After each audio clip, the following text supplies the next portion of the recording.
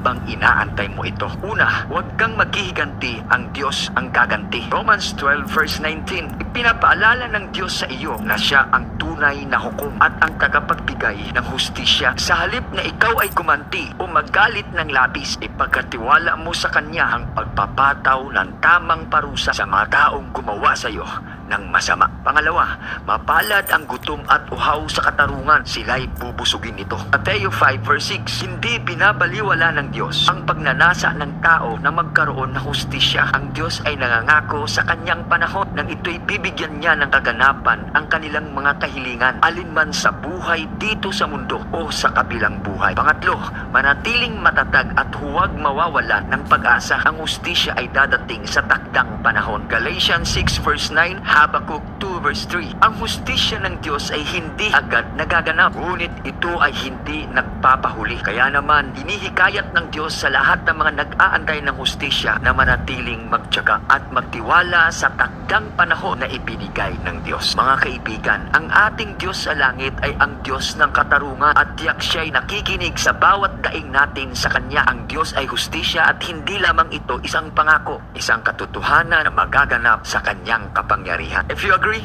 say amen.